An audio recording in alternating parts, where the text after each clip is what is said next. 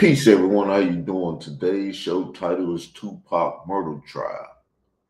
DA open remarks asks judge to hold alleged killer Duane Davis accountable. Or Devon, however you say that, I don't know. I'm kind of out the loop. Like I said, I haven't had the internet for a sec. But we finna listen.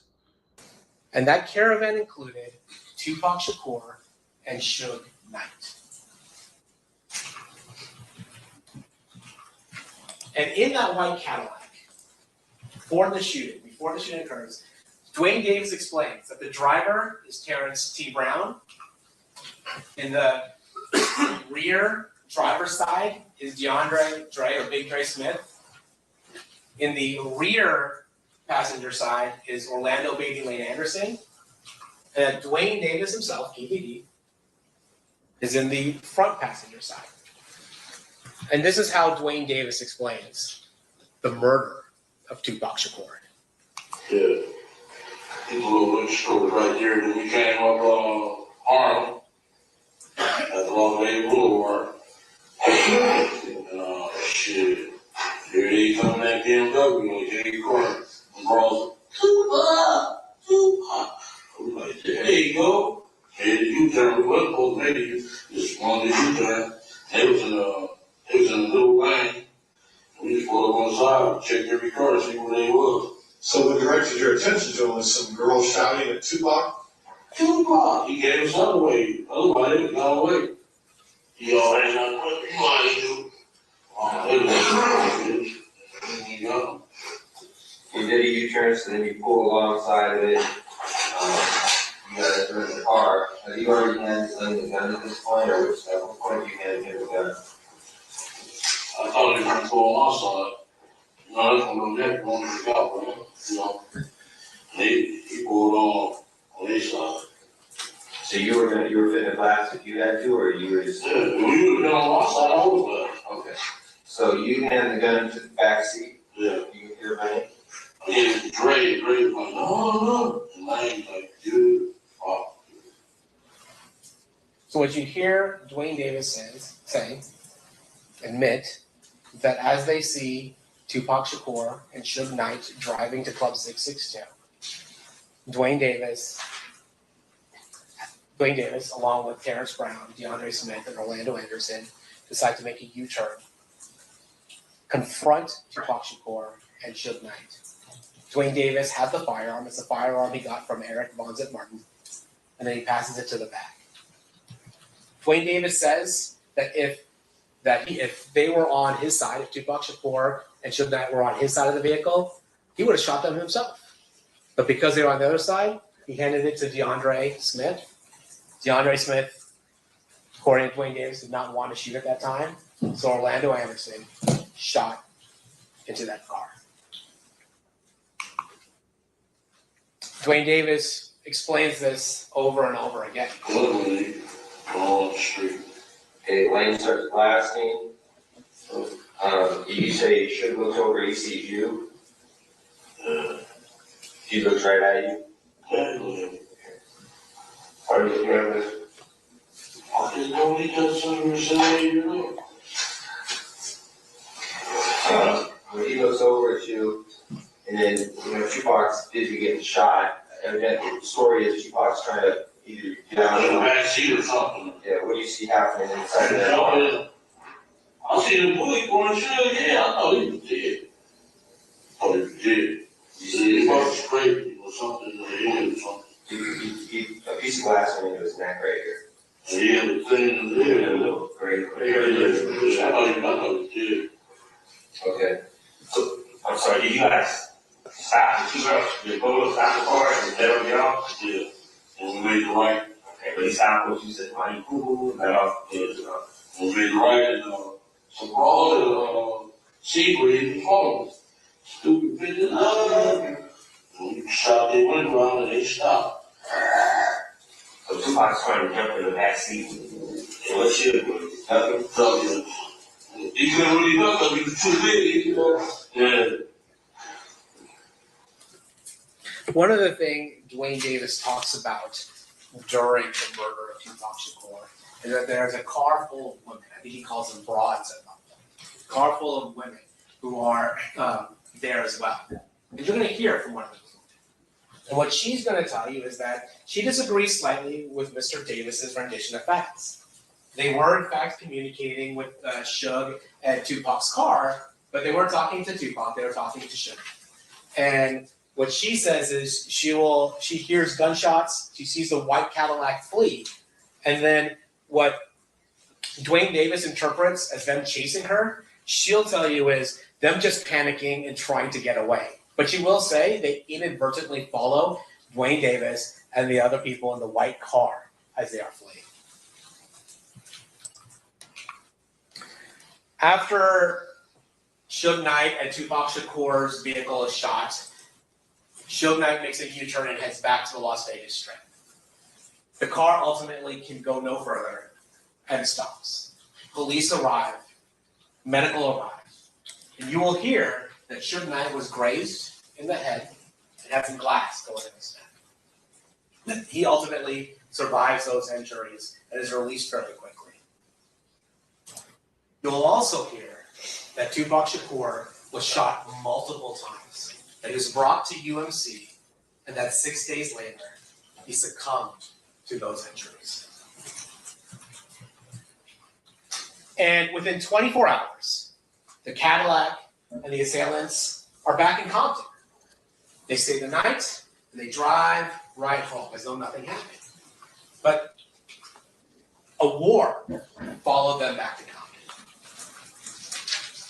Because while people were afraid to come forward to police, the police knew and the streets knew that Southside Compton Crips were responsible for this murder. And the war that follows at Compton is a bloody one. You'll hear that Mob Piru and Southside Crip members start shooting at each other. Within 10 days, 3 people are killed. A number of people are shot, including an 11-year-old girl. And what you'll also learn is that none of those cases were prosecuted. Why? Because in this context, in the gang context of this, the combination of gangs and guns is scary. And in this world, silence means survival. The one person who has a hard time being silent is Duane Davis. You're going to hear from 1998 to 2023, Duane Davis has given a number of statements regarding this case. So, as early as 1998, Davis spoke to the FBI. He admitted he was in Las Vegas during Tupac's murder, but he denies being responsible. Then in 1999, Davis speaks to the FBI again. And these aren't interviews that are focused on the Tupac Shakur murder. These are interviews regarding drug transactions and drug trafficking. But he does say that Tupac does come up, and Duane Davis admits to being in Las Vegas for Tupac Shakur's murder. Says he wasn't involved, but he was mad about the fact that Orlando Anderson was beaten, and that his plan was to handle it in Compton had Tupac survived. Now, this is where the term proper comes in, because he had a proper agreement. We'll deal with that in later episodes and stuff. Then in 2008, the interview of clips we've heard today, in a secret interview with the federal task force, Davis admits to his role in the murder of Tupac Shakur. And we do need to talk a little bit about this 2008 federal task force. Because what this task force is investigating is not the murder of Tupac Shakur. What this task force is investigating is another rapper's murder. A rapper by the name of Christopher Wallace, somebody who is known as Biggie Smalls, so the notorious B.I.G. Christopher Wallace got murdered 6 months after Tupac Shakur was killed. And there was some allegation that the LAPD might have been involved. So a federal task force was formed to determine what happened to Christopher Wallace. And the interesting thing about the murder of Christopher Wallace is that Christopher Wallace is killed leaving a party in LA. Also at that party, Duane Davis. Christopher Wallace there was a suspect vehicle that involved a Chevy SS Impala, and Duane Davis happened to own a Chevy SS Impala. Now, as a result of that, the task force decides, well, let's look at Duane Davis. And the thing we know about Duane Davis is that he trafficked narcotics. And so they were able, through a CI and an undercover, to have a drug transaction with Duane Davis. And as a result, Duane Davis now has a case, a big trafficking case. And so the federal task force approaches Duane Davis and his attorney, and they say, hey, look, we want information regarding the murder of Christopher Wallace. That is what we are trying to investigate. And what Duane Davis says is, I don't have any information about that thing, but I can tell you about what we did. I can tell you about Tupac. And that's what he does. He tells a federal task force that that's about his involvement, what you've heard, his orchestration of the murder of Tupac Shakur. That secret conversation, that proffer, was secretly recorded and released later. In 2009, Davis is being so helpful to federal authorities that he actually flies out to New York to try and get Zip Martin to implicate himself in the Tupac Shakur murder. Zip Martin at that time was dying of cancer, was out of the game, and really did not engage with Duane Davis. In 2009, though, Duane Davis gives an interview to Las Vegas Metropolitan Police Department Detective Dan Long. Now, Duane Davis is more guarded in that interview. It is a different setting than the interview of 2008. It's not a secret proffer agreement. But Duane Davis does admit a number of things. That he was in Las Vegas, that he was mad about Orlando Anderson getting beat, that he was the boss, that he was in the white Cadillac, and that he procured the firearm that ultimately killed Tupac Shakur. Then, in 2011, the landscape changes. Because in 2011, Greg Kading, the guy who was leading the task force in 2008, the guy who organized the secret proffer between Duane Davis and the federal task force, he leaves law enforcement and decides he's going to publish a book about his investigation into Biggie Smalls, the guy who was killed 6 months after Tupac, and Tupac Shakur. And what he puts in the book is that Duane Davis confessed to the murder of Tupac Shakur. The book tells the story about Davis' admission, about himself, but it also tells the story of Duane Davis telling about his nephew's involvement in the murder, about Big Dre's involvement in the murder, about Terrence Brown's involvement in the murder. And this is a problem for Duane Davis, because that meeting was supposed to be secret. And now his cooperation with federal authorities is open to the world. Not only that, Greg Kading is now profiting off Duane Davis's life story. See, he messed up. He kept talking about it. He got too many accounts of speaking on the thing. See, criminals like to return to the crime and tell you what they did and tell you about the stuff they did. Now, some criminals like to be quiet, like in my criminal situation and stuff. The criminals are being quiet, but their actions on flagging my channel, chasing me down, still joined to people that's chasing me down and stuff, it's all criminal activity. That's why the RICO is still going on. But anyway. So, in 2017, Duane Davis decides to go public. He's approached by the producers of a show called Death Row Chronicles that appears on BET. And this is just a small portion of what he says is his motivation for appearing. When I went in TV days, I was opted kingpin drug dealer. I'm the only one alive that really can tell you the story about the Tupac Shakur. People have been pursuing me for 20 years. Newspapers, magazines. I'm coming out now to tell the story because I got cancer. I got nothing else to lose. All I care about now is the truth. Duane Davis says, all I want to do now is tell the truth.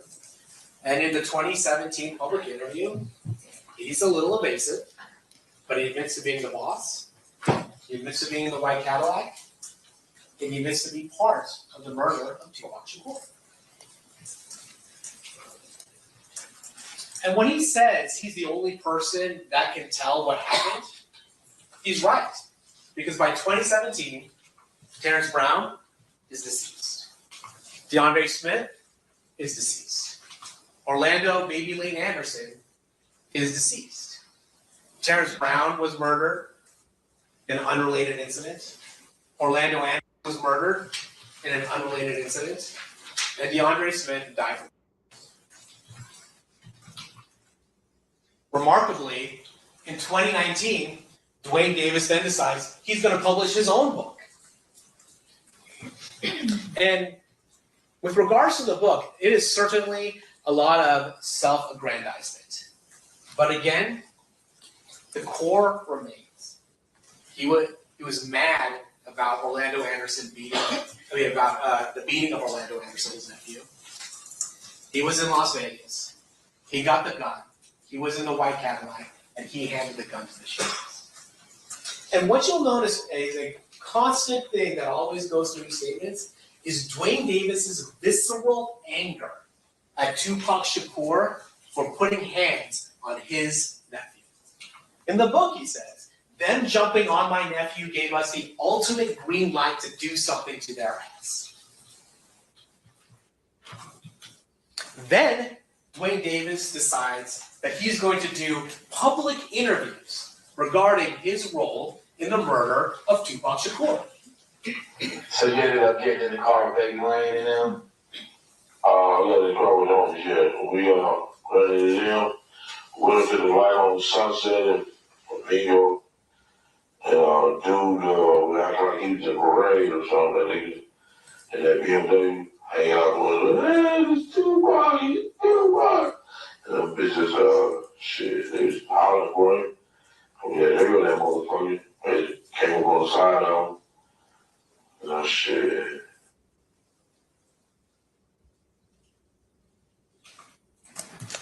Davis's public admissions mirror his private life. He admits to being a leader of Southside Crips. He admits the significance of the fight over the death row chain at the Lakewood Mall. He admits to being in Las Vegas the night of the fight. He admits to being angry that Tupac stomped Orlando Anderson at the MGM. He admits that he was hunting down Tupac and Chuck, first going to 662. He admits that he got a Glock 40 from Eric Zip Martin for the purposes of hunting Tupac. He admits that he was in a white Cadillac with his gang members looking for Tupac. He admits to seeing Tupac in a black BMW and then changing directions, making that U-turn to confront Tupac and Chuck. He admits to putting the gun he obtained that night in the back seat of the vehicle so the shooters could shoot. And again, what remains, even as late as 2020, 2021, 22, is Duane Davis's visceral anger at Tupac Shakur.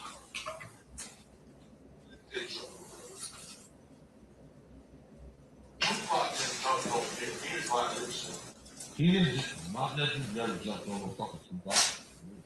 Come on, man. Tupac was wrong with two left fucking shoes. I mean, don't you think he was wrong? Honestly. I mean, yeah, I think he could have, reacted in a better way. You, listen, you don't think that man is wrong? He could have reacted in a better way, I guess. I'm talking, Vlad is the fucking biggest fan. He admitted that man is wrong, man.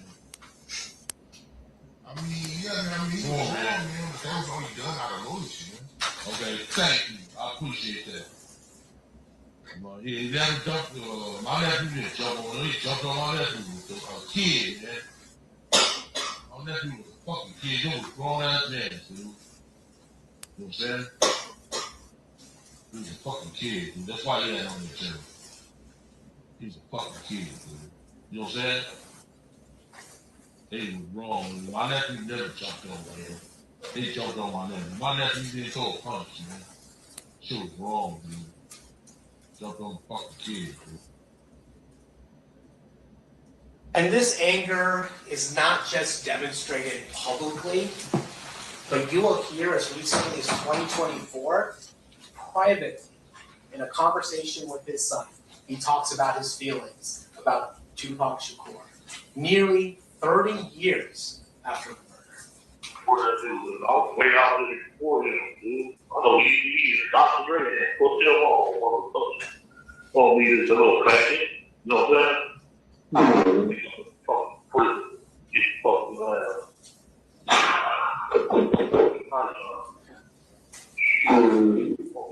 All the great little girls, jumping on little kids, always fuck casino. That dude's a piece of shit. No? Everything like this shit, very little, but yeah. Straight. 20 eyes now. I'm on that. None of my kids on that.